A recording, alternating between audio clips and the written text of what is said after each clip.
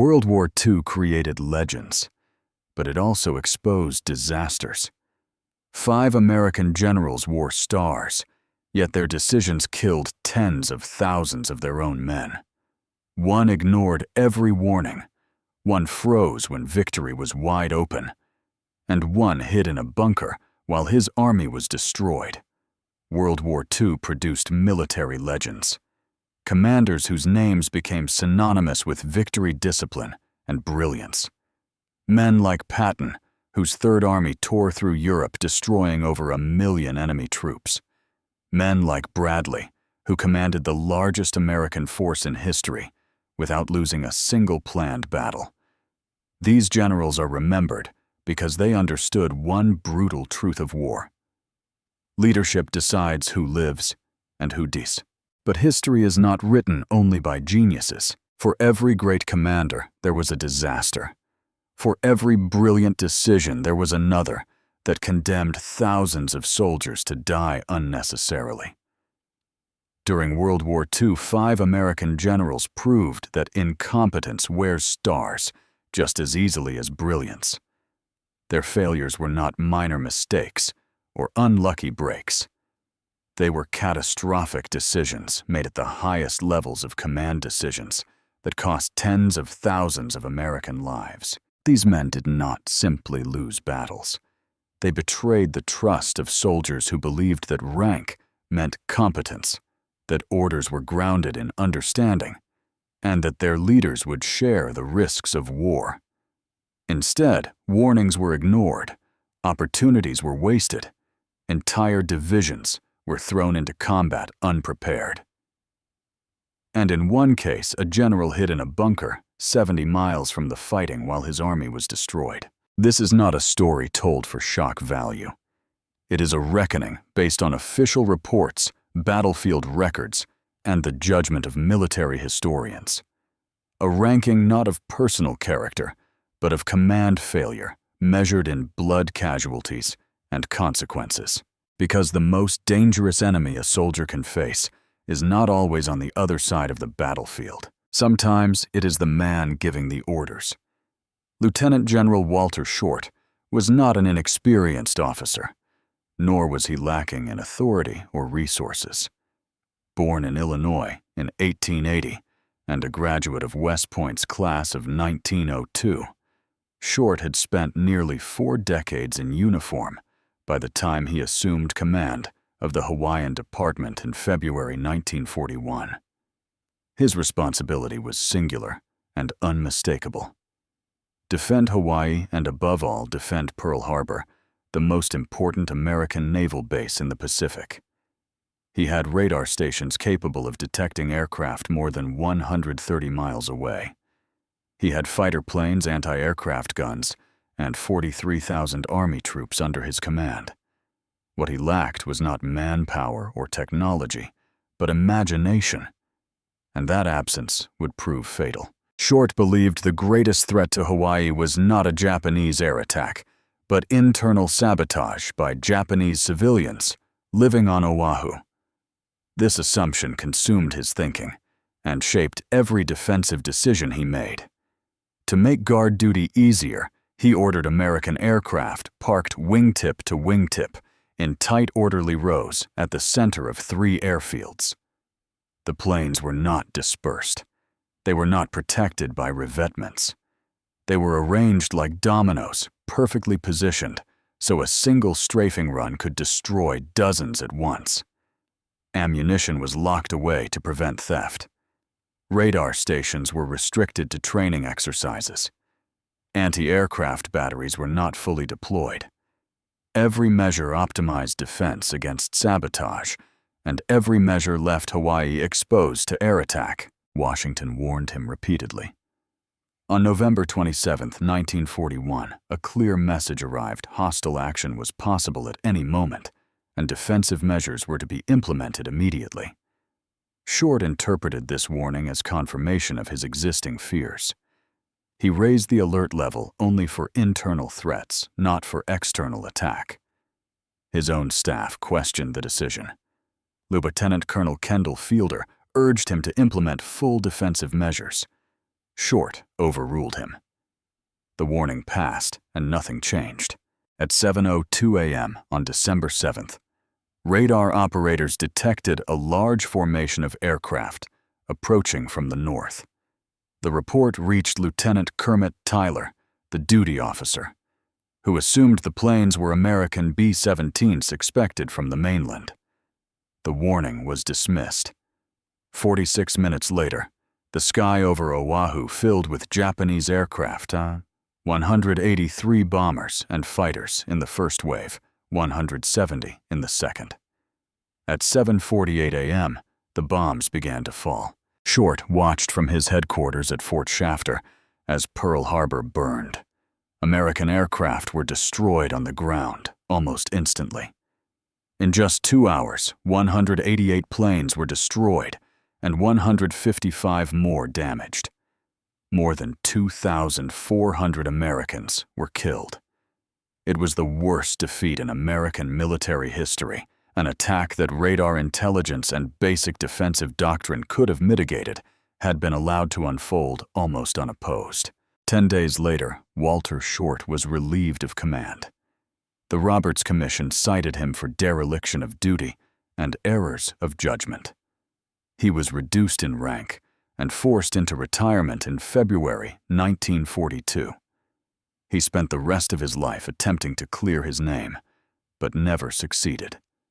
He died in 1949 at the age of 69, a general who had possessed warnings, resources, and authority, yet failed to prepare for the most obvious threat imaginable, an air attack on a Pacific naval base. Pearl Harbor was not just a failure of intelligence, it was a failure of leadership, and the cost was paid in American lives. Major General John P. Lucas did not fail because he lacked intelligence or experience. Born in West Virginia in 1890 and a graduate of West Point's class of 1911, Lucas was regarded as thoughtful, disciplined, and methodical. By 1943, he commanded 6th Corps in Italy, a position that placed him at the center of one of the most daring Allied plans of the war. The operation was called Shingle, an amphibious landing at Anzio designed to break the stalemate in Italy, cut German supply lines, and open the road to Rome. Speed was everything. Surprise was everything. And Lucas would deliver neither. On January 22, 1944, more than 40,000 Allied troops landed on the beaches at Anzio. What they encountered was astonishing. No German defenders, no resistance, no prepared fortifications. Intelligence reported widespread confusion among German forces. Highway 6 and Highway 7, critical arteries leading directly toward Rome, were lightly defended. For the first time in months, the Italian campaign presented a clear opening. For 48 hours, nothing stood between the Allied landing force and the chance to cut off the German 10th Army entirely. Winston Churchill called it a wildcat landing. His instructions were blunt. Strike fast, sow chaos. Force a German collapse and end the Italian campaign early. But Lucas saw the situation differently. Standing aboard the USS Biscayne, watching his troops come ashore unopposed, he judged the operation too risky. Instead of advancing inland, he ordered his men to dig inward of the beachhead and wait. For 7 critical days, 6th Corps did not advance a single mile. Lucas believed he was being prudent. He argued that his force was too small. 40,000 troops instead of the 90,000 he believed necessary.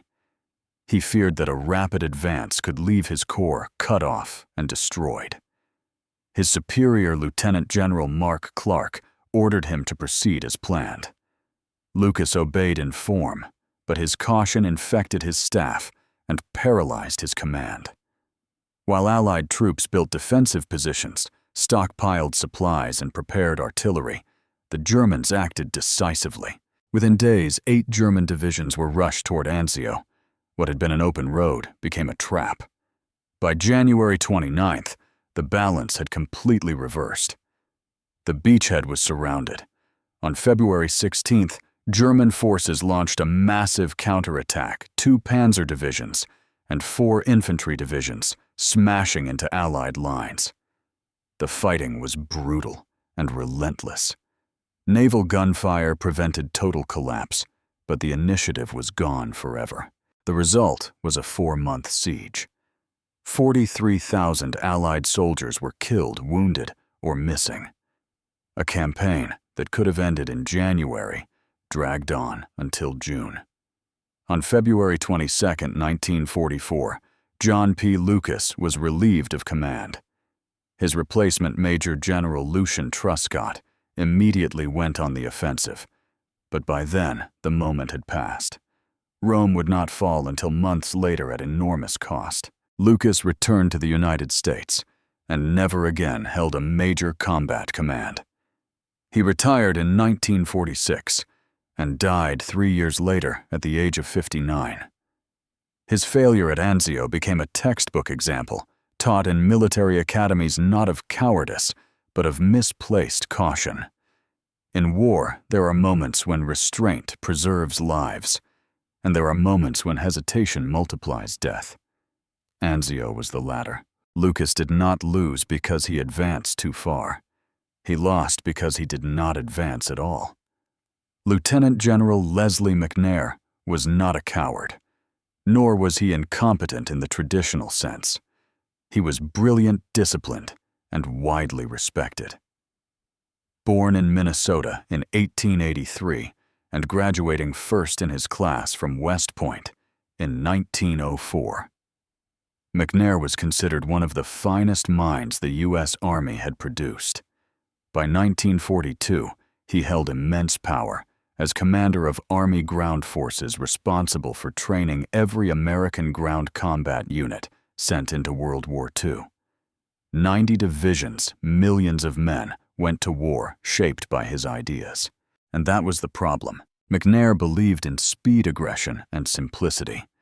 Infantry, he argued, should attack immediately without waiting for artillery or air support. Momentum mattered more than coordination. His armored doctrine followed the same logic. Heavy tanks, he believed, were unnecessary luxuries. American industry could not produce them fast enough, and lighter tanks would be more mobile, more flexible, and easier to deploy.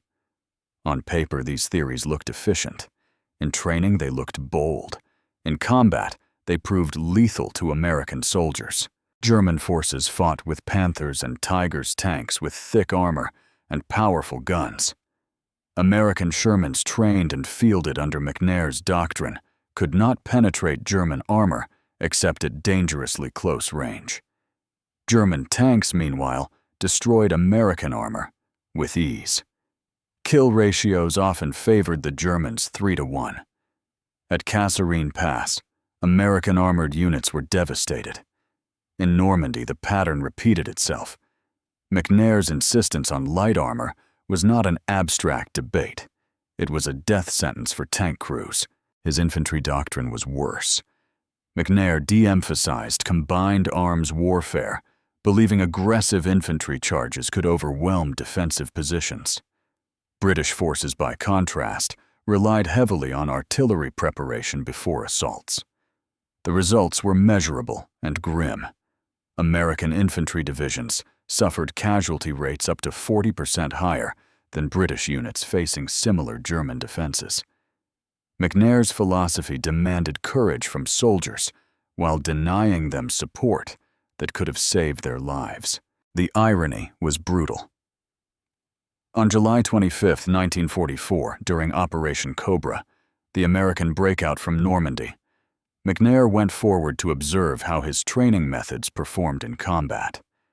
He stood in a forward observation trench near St. Lo as American heavy bombers approached. The plan called for short bomb runs, dropping explosives dangerously close to American lines to maximize shock against German defenses. Air Force planners warned that the tactic was unsafe. McNair insisted. The bombs fell short. His trench took a direct hit. McNair was killed instantly, along with 111 other American soldiers. It was the worst friendly fire incident in U.S. military history. The highest-ranking American officer to die in combat during World War II had been killed not by the enemy, but by the very doctrine he championed: aggression without coordination. His death was kept secret for 6 weeks. When it was finally announced in September 1944, McNair was posthumously promoted to full general and buried at the Normandy American Cemetery. Quietly, his ideas began to disappear. Combined arms doctrine replaced infantry-centric assaults. Heavier tanks entered production. Artillery and aero support became integral, not optional. But the damage had already been done. 90 divisions had been trained under McNair's theories, and those divisions paid for those ideas in blood. Major General Edwin Forrest Harding did not lose at Buna because he was outnumbered. He lost because his men were unprepared, misled, and sent into battle by a commander who did not understand the war he was fighting. Born in Michigan in 1896, Harding rose through the ranks to command the U.S. Army's 32nd Infantry Division, a National Guard unit drawn largely from Wisconsin and Michigan. In September 1942, he was assigned a mission few American commanders yet understood: jungle warfare in New Guinea. The Buna Campaign was America's first major ground fight against the Japanese army. It was nothing like Europe. The terrain was a suffocating maze of jungle and swamp. Heat, humidity disease, and exhaustion were as deadly as bullets. Harding had 6 weeks to prepare his division for this environment. 6 weeks to retrain men accustomed to open terrain and conventional warfare. He wasted that time. When the 32nd Division arrived in New Guinea, most of its soldiers had never fought in tropical conditions. They did not know how to navigate jungle terrain, how to maintain weapons in constant moisture, or how to protect themselves from malaria and dysentery. Medical preparation was inadequate. Equipment was disastrously wrong. Steel helmets trapped heat wool uniforms caused exhaustion. Leather boots rotted within days. Ammunition was limited resupply, nearly impossible. Within 2 weeks, disease claimed more men than Japanese gunfire. By December, nearly 30% of the division was incapacitated by illness alone. The tactical failures were even worse. Harding attacked Japanese positions using World War I doctrine. Frontal assaults, infantry advancing in waves, minimal artillery coordination, and almost no air support. The Japanese defenders had constructed bunkers from coconut logs, structures so strong that American machine gun fire could not penetrate them. Grenades bounced harmlessly away. Each attack ended the same way American soldiers cut down in the open, their bravery wasted against defenses they were never taught how to defeat. Harding did not adapt. He repeated the same assaults again and again, expecting different results. After 9 days of failure, General Douglas MacArthur sent Lieutenant General Richard Sutherland to investigate. The report was damning. Harding had lost control of his division and failed to grasp the reality of jungle combat. On November 30th, 1942, MacArthur flew to Buna personally. He watched American troops attack for 10 minutes. Then he turned to Harding and spoke a single sentence: "You are relieved." No explanation, no hearing. Harding's replacement, Lieutenant General Robert Eichelberger, transformed the battle. New tactics were introduced immediately: combined arms coordination, close air support, flamethrowers to neutralize bunkers. Within 5 weeks, Buna fell. The contrast was undeniable. The same troops under different leadership achieved what Harding could not. The cost of his failure was staggering. The 32nd Division suffered nearly 9,700 casualties at Buna, almost 4,000 killed or wounded, and more than 6,500 incapacitated by disease. One division nearly destroyed in a single battle. Harding returned to the United States and spent the rest of the war commanding training units. He retired in 1946 as a brigadier general and died in 1970. Veterans of the 32nd never forgot Buna. Many never forgave the man they believed sent them to die unprepared. Harding did not face impossible odds. He faced a new kind of war and failed to understand it. While 40,000 American soldiers fought for their lives in the deserts of Tunisia, their commanding general was 70 miles away underground. Major General Lloyd Friedendahl did not merely misjudge the battlefield. He abandoned it.